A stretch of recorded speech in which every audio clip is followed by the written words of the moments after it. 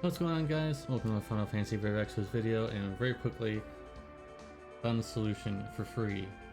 Didn't need to get any blinds. There's a black sheet here, tacked to whatever is up above there, so that's no longer an issue. So now it looks a lot better in here. And I'm going to be putting some LED lights on there so you guys can see that a little bit more. And also there'll be a special stream for 5,000 subscribers where I'll probably be, showing you guys that. All those figures there, since there were some comments saying that they wanted to see them, so make sure you tune in to the 5,000 subscriber stream. And anyways, let's get into the news. Sorry about all that, just wanted to get that out there very quickly.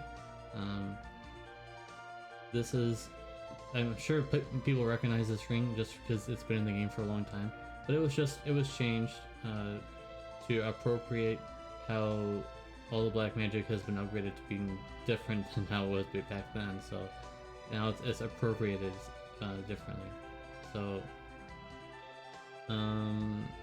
maintenance is going to be at 331 at the, that can't be right. That's a long time. They gotta be adding more than that then. There's okay, we'll talk about the news, but that's a long time, just so we're saying. 10 to 17, that's a long time actually. Usually it's like 14 to 17, but that's a long time. They're not okay.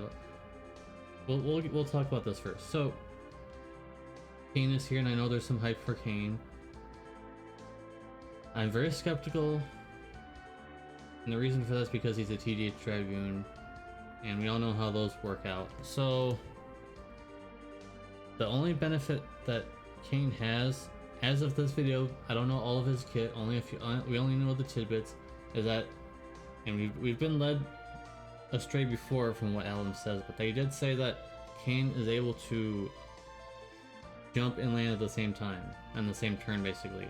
Now, I don't understand the point of that, other than being able to finish immediately, but here is my hypothesis, my theory, and why this is the case, because they also said that he's going to be having certain abilities that boost his modifiers, so they're going to counteract being able to jump and land at the same turn by making you have to jump through hoops to not increase his modifier. Now, I could be wrong on that, but this is, knowing the game for so long and knowing how Alan thinks for so long, they're going to tie that benefit of being able to jump and land at the same time with some kind of drawback of having to use a cooldown to boost his modifiers, and probably his base modifier of his jump's probably going to be pretty low, so you're going to have to use a whole bunch of these, hurdle jumping modifier boost in order to get his modifier higher than probably Noctis or something like that, for example. Otherwise, why would you use him and not use Noctis, for example? So that's my I can't say the word. Theory, hypothesis, I said it, finally.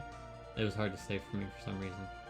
That's what I'm thinking about Kain, guys. Anyways, there's some situations regarding some disappointment, but also some benefits for Kain. He got no modifier increases like some other units did get in their Stmr, for example. There's no jump damage increase, but his Stmr is 50% limit burst damage, which is pretty good. 50% limit burst damage just as a materia, and 75% jump damage, which is not as good, but okay. In the Stmr, his armor, 70 attack, okay, 20 defense, 150% jump damage, and also Kain only 500 flat attack. Now you can judge that however you want. It's light armor, by the way, so maybe that's better. Tell me, let me know in the comment section down below. Would it be better if it's heavy armor or light armor? Just asking. So there's that, and then there is, what is her name? Great Summoner Rydia, or Rydia and Miss Dragon, in a Brave Shift. These are both Brave Shift units, by the way. So just so you guys know, they're both Brave Shift. Very nice. And so her TMR is summon damage 30% and also 4 Olympus crystals per turn. Now that 4 Olympus crystals per turn is actually not too bad. The summon damage 30% is kind of whatever, but the 4 Olympus crystals per turn is pretty decent, like if you need it for someone else. Pretty good. The Stmr is very similar to Lena's that we just had on the JP version. It's almost identical. 40% evil magic, 30% summon damage, 100% parameters when equipped with an Esper, and for Rydia, with the name of Rydia in the name only, 500 flat magic. So it's actually kind of worse than Lena's, because Lena's says Final Fantasy V only, whereas this one it says Rydia name only. Not only this Rydia, all the other Rydias, but I don't know why you would use any of the other ones. And Barbarisia is here, and she is a 4-star on the JP version, so I'm just assuming that Rubicante is going to be on global, maybe, because he's the 4-star, but that would mean they would make a new kit for him. And we know how Gumi is with those kind of things, so it'll probably still be this. And you just, I don't know. Raise your hand in the comment section if you still use Tornado, because honestly, really all she does is just do Tornado stuff, like Tornado mod boost and whatnot. So it really isn't that impressive to me, but it is what it is. Her Stmr is unstackable, 15% dodge, which is whatever. 50% human killer, which is a little bit better, and also mods up for tornado of any kind of tornado spell. I believe it. I'm not sure if it's an ability, like if you can do it for abilities, because it just says spell for right now, so I'm not sure about that. Well, it is what it is on that one. Let's go into the vision cards very quickly. And for both these vision cards are basically the same, except they're flopped for attack and magic. So Kain's has attack and Rydia's has magic. So level 4 is going to be 50% attack or magic, like I said, it's reversed. And level 7 is 25% low burst damage, very bad. 25% is not very good. And level 10 is for Final Fantasy 4 only, 500 flat attack or magic, depending which one you're looking at here, at least one this one.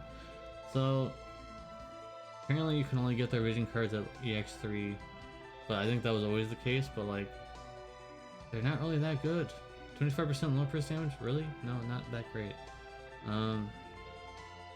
Just kind of a yikes on that one. But the most interesting thing that I found for Rydia is that she has 3 zone effects, which we know about. And one of them for Leviathan is a spirit buff, or spirit damage heals, or tanked, or whatever you need it for.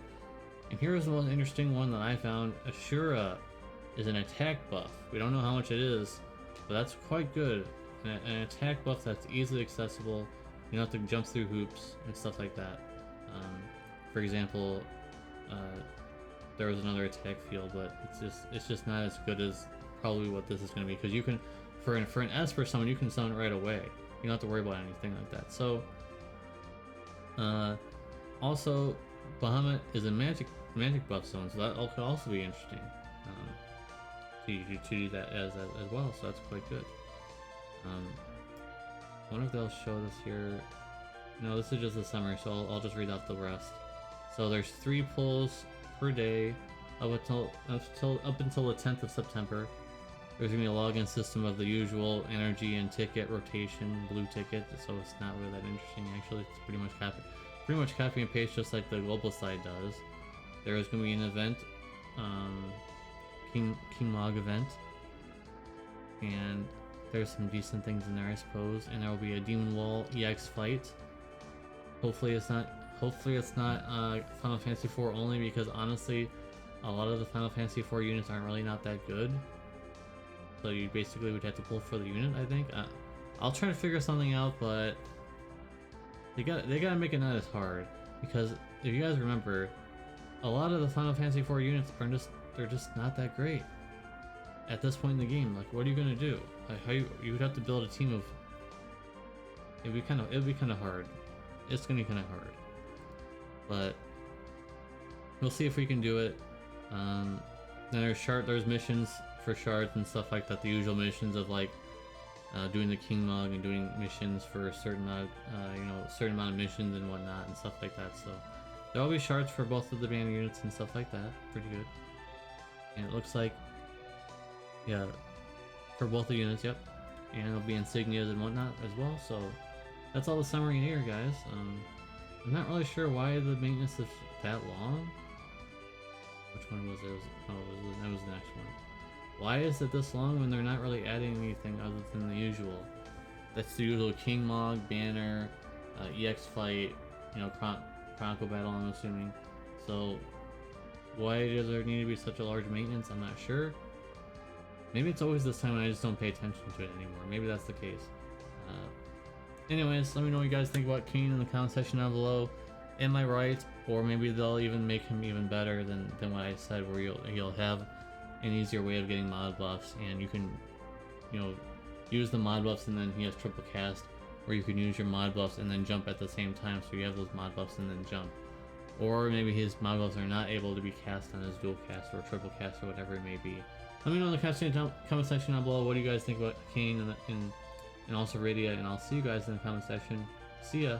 I always read the comment section, good or bad, doesn't matter to me, still read it. And I'll see you in the next one. Peace!